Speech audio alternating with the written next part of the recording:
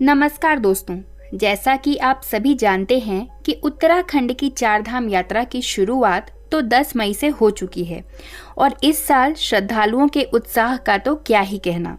केदारनाथ धाम में तो सारे रिकॉर्ड्स टूट रहे हैं। शुरू होने के 4 दिनों के अंदर ही दर्शन करने वाले भक्तों की संख्या 1 लाख पहुंच गई थी और अब तक ये संख्या 2 लाख से ऊपर हो चुकी है।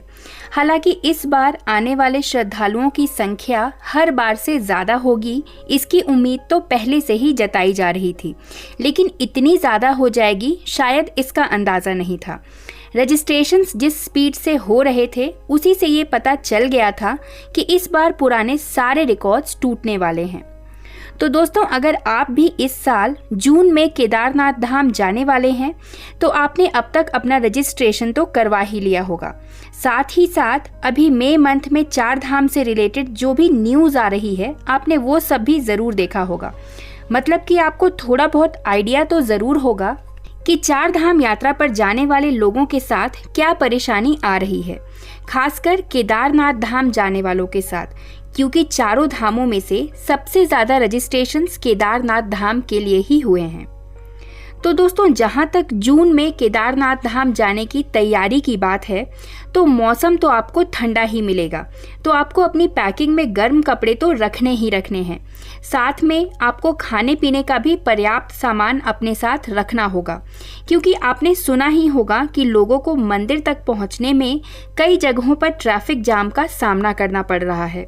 जितनी आपको उम्मीद है, हो सकता है आपको उससे ज़्यादा टाइम लग जाए केदारनाथ धाम तक पहुंचने में। अगर हेली टिकट्स के बारे में बात करें तो जून तक के टिकट्स ऑलरेडी बुक हो चुके हैं। ऐसे में अगर आपने हेली टिकट की बुकिंग नहीं कराई है तो आपको बाई रोड ही बाबा के धाम तक जाना होगा। तो दोस्तों, कोशिश करिए कि आप अभी से ही अपनी फिजिकल फिटनेस भी मेंटेन करें। अपनी डाइट पर भी थोड़ा ध्यान दीजिए। एक्सरसाइज, वॉक वगैरह रेगुलर करिए। ब्रीदिंग एक्सरसाइज भी करते रहें। ये आपके लिए बहुत हेल्पफुल साबित होंगे और पैदल ट्रैक के समय आपके बहुत काम भी आएंगे। हिंदुओं के प्रमुख तीर्थ स्थलों में शामिल केदारनाथ धाम की यात्रा के लिए हर साल लाखों श्रद्धालु पहुंचते हैं। हिमालय की पहाड़ियों में बने इस मंदिर के दर्शन के लिए बहुत कठिन रास्तों और मौसम से होकर गुजरना पड़ता है। ऐसे में धाम की यात्रा से पहले ही सही रूट, खान पान और ठहरने की पूरी जानकारी के साथ ही जाना ठीक होगा। 3583 फीट की ऊंचाई पर बने इस मंदिर तक पहुंचने में कई बार खराब मौसम और रास्ते बाधा बन जाते हैं। ऐसे में ज़रूरी है कि सरकार की ओर से जारी ट्रैवल गाइडलाइन को फॉलो किया जाए। अगर आप भी केदारनाथ यात्रा का प्लान बना रहे हैं तो आप पहले अच्छे से जान लें कि किन रास्तों से होकर वहां पहुंचा जा सकता है और वहां पर ठहरने की क्या सुविधा मौजूद है। केदारनाथ धाम की यात्रा के लिए सबसे बेस्ट टाइम मई और जून का ही होता है, जब यहाँ का तापमान 5 डिग्री सेल्सियस के करीब रहता है। हालांकि आप फिक्स नहीं बोल सकते, क्योंकि मौसम कब बदल जाए ये कहा नहीं जा सकता।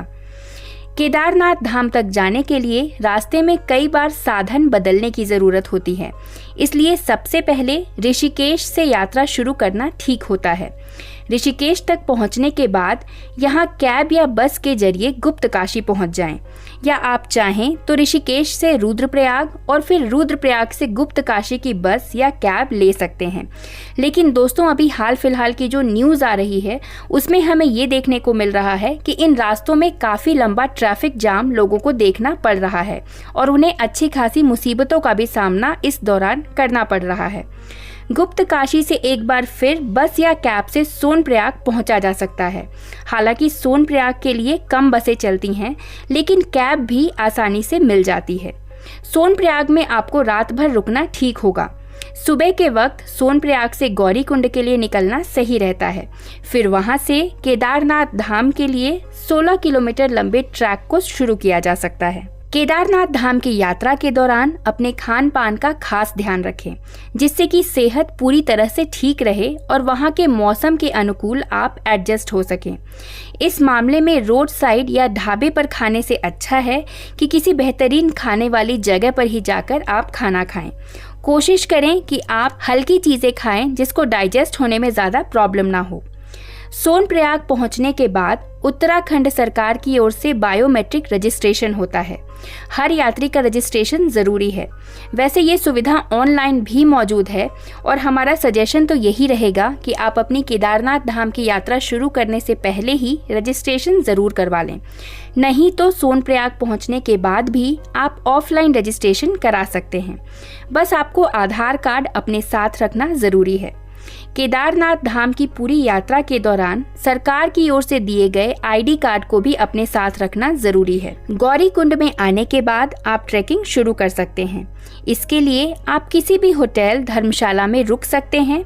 यहाँ पर सामान रखने के बाद केवल ज़रूरी सामान एक छोटे बैग में रखकर ट्रैकिंग शुरू की जा सकती है। ट्रैकिंग शुरू करने के लिए सुबह का वक्त सबसे अच्छा होता है। दोस्तों, ये कुछ ज़रूरी ट्रैकिंग टिप्स हैं जो आपको याद रखने चाहिए। गौरीकुंड से 16 किलोमीटर की ट्रैकिंग केदारनाथ धाम के लिए होती है और जिसमें औसतन 9 से 10 घंटे लग जाते हैं। आप पैदल यात्रा के साथ ही घोड़े या खच्चर से भी यात्रा कर सकते हैं। खाली पेट धाम की यात्रा पर बिल्कुल न जाएं। साथ में छाता या रेनकोट ज़रूर रखें। घाटी का मौसम कभी भी बदल जाता है। हमेशा अच्छे क्वालिटी के रनिंग शूज़ पहनकर ही यात्रा करें जिनकी ग्रिप अच्छी हो। बैग में केवल ज़रूरत का सामान ही रखें। गर्म कपड़ों के साथ ही कुछ सामान्य कपड़े भी आप अपने साथ रख लीजिए और साथ में आपको एक पानी की बोतल भी रखनी है जो आपके लिए गर्म पानी को थोड़ी देर तक गर्म रख सके। इसके अलावा मौसम का मिजाज बिगड़ने पर कई बार उत्तराखंड सरकार गाइडलाइन बताती है जिसे फॉलो करना बहुत ज़रूरी है। पहाड़ों में बारिश कभी भी हो सकती है। ऐसे में यात्रा पर जाते समय अपने पास छाता तो आपको ज़रूर रखना है और साथ ही अपनी यात्रा शुरू करने से पहले आपको उस दिन का वेदर फोरकास्ट भी चेक करना है। एक नॉर्मल व्यक्ति को गौरीकुंड से केदारनाथ धाम जाने में कुल 8 से 9 घंटे का समय लगता है, तो जल्दबाजी के बजाय आराम से चलें। चलने के दौरान भगदड़ ना करें, वरना आपको सांस लेने में दिक्कत का सामना करना पड़ सकता है। उत्तराखंड सरकार की तरफ से जारी जो हेल्थ एडवाइजरी है उसमें भी ये साफ बताया गया है कि हर 1 से 2 घंटे की ट्रैकिंग के बाद आपको 5 से 10 मिनट का रेस्ट ज़रूर लेना है। अगर आपकी तबीयत आपका साथ नहीं दे रही है तो आप ज़्यादा टाइम का रेस्ट भी ले सकते हैं। अपनी यात्रा की शुरुआत सुबह जल्दी करें ताकि दिन तक आप आराम से केदारनाथ धाम पहुंच सकें। दर्शन के बाद यहाँ एक रात आराम करिए और अगले दिन फिर सुबह गौरीकुंड के लिए वापसी की यात्रा शुरू करिए। ध्यान रखें कि अगर आप दर्शन, चढ़ाई और वापसी एक ही दिन करने की सोच रहे हैं तो आप शाम तक या रात तक वापस गौरीकुंड पहुंच जाएंगे, लेकिन आपको गौरीकुंड से सोनप्रयाग तक आने में दिक्कत हो सकती है। रात के समय गौरीकुंड से सोनप्रयाग के लिए गाड़ियों में सीट मिलने में काफ़ी दिक्कत का सामना करना पड़ता है। साथ ही गौरीकुंड में बहुत कम होटल या लॉज होने के कारण यहाँ रूम ढूंढने में भी आपको दिक्कत हो सकती है। केदारनाथ यात्रा के दौरान 12 साल से कम उम्र के बच्चों को कभी अपने साथ लेकर मत जाइए। यहाँ मौसम का कुछ पता नहीं होता। इसके अलावा यहाँ ऑक्सीजन का लेवल भी काफ़ी कम होता है, जिससे बच्चों की तबीयत खराब होने का डर होता है। अपनी यात्रा का कार्ड और आधार कार्ड ले जाना बिल्कुल ना भूलें। केदारनाथ मंदिर की यात्रा रात में करने से बचें, क्योंकि रात में जंगली जानवरों के होने का भी खतरा हो सकता है। तो दोस्तों, अगर आप जून में केदारनाथ धाम जाने का प्लान कर रहे हैं तो मैं आशा करती हूँ ये टिप्स आपके लिए ज़रूर यूजफुल और इन्फॉर्मेटिव साबित हों। अगर ये वीडियो आपको पसंद आई है तो इस वीडियो को एक लाइक ज़रूर करें, कमेंट में हर हर महादेव लिखें और ऐसे ही अन्य वीडियोज़ के लिए हमारे चैनल से जुड़े रहें। धन्यवाद।